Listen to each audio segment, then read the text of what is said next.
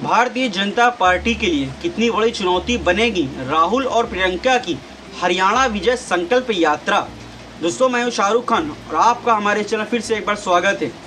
दोस्तों, चुनावी मौसम में नेताओं का रैलियां करना, जनसभाओं को संबोधित करना आम बात है, लेकिन किसी राज्य में विधानसभा चुनाव के प्रचार के अंतिम दिनों में अगर पार्टी, जी हाँ, राजनीतिक पार्टी सबसे बड़े चेहरे रथ यात्रा पर निकल रहे हैं तो इससे समझा जा सकता है कि उस पार्टी का विधानसभा चुनाव के प्रचार में कोई कोर कसर नहीं छोड़ना चाहती है।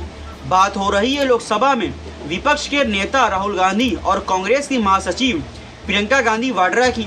राहुल और प्रियंका हरियाणा विजय संकल्प यात्रा पर इन दिनों निकले हुए हैं। यह आज 30 सितंबर से शुरू होगी और 3 अक्टूबर तक चलेगी। आपको बता दें कि हरियाणा के विधानसभा चुनाव में प्रचार के गिने चुने दिन अब बचे हुए हैं, यानी 3 अक्टूबर की शाम को 5 बजे हरियाणा राज्य में चुनाव प्रचार थम जाएगा। ऐसे में कांग्रेस पार्टी चुनाव में पूरी ताकत लगा रही है।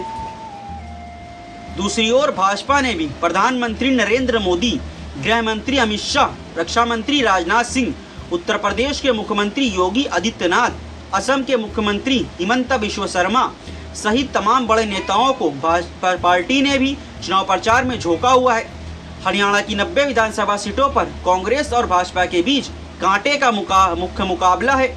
इनमें से कुछ सीटों पर निर्दलीय और अन्य दलों के प्रत्याशी मुकाबले को त्रिकोणीय बनाते दिख रहे हैं।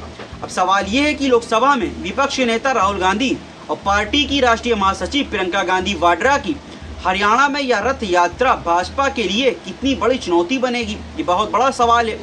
इस सवाल पर जाने से पहले कांग्रेस के द्वारा पिछले कुछ सालों में निकाली गई यात्राओं पर भी हम आपसे बात कर चर्चा करेंगे।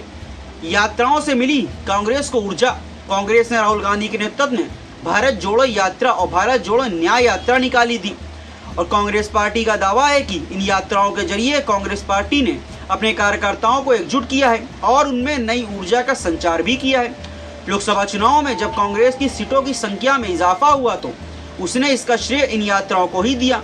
2019 में मिली जब 52 सीटों के मुकाबले कांग्रेस पार्टी इस बार 2024 के चुनाव में 99 सीट पर जीत दर्ज की थी तो राहुल गांधी भी बड़े अंतर से रायबरेली और केरल के वायनाड दोनों ही सीटों से भारी बहुमत से चुनाव जीते थे। क्या है पहले दिन का रूट मैप?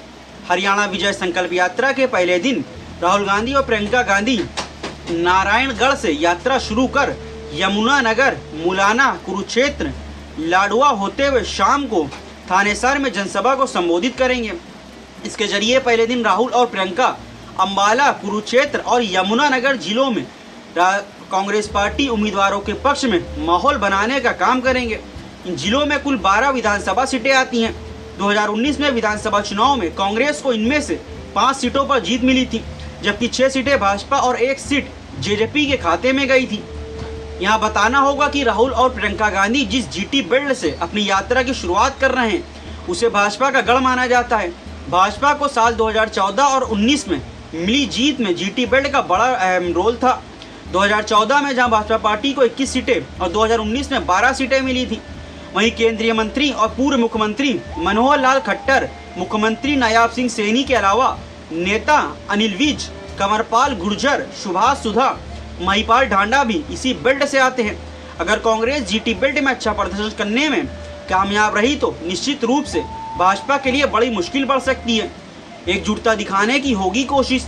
लोकसभा चुनाव के नतीजे के बाद कांग्रेस के केंद्रीय नेतृत्व को इस बात की उम्मीद है कि हरियाणा में कांग्रेस की सरकार बन सकती है, लेकिन पिछले दिनों पार्टी की बड़े नेता कुमारी शैलजा की नाराजगी को लेकर हरियाणा कांग्रेस में काफी उथल पुथल वाले हालात बने रहे थे। हालात को देखते हुए कांग्रेस पार्टी के राष्ट्रीय अध्यक्ष मल्लिकार्जुन खड़गे और राहुल गांधी ने कुमारी शैलजा से बात की थी।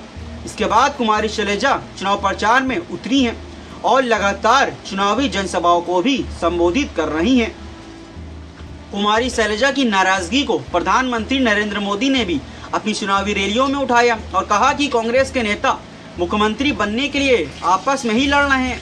कांग्रेस की कोशिश होगी कि इस यात्रा के जरिए वह पार्टी के बड़े नेताओं को एक मंच पर लाकर एकजुटता का संदेश दे।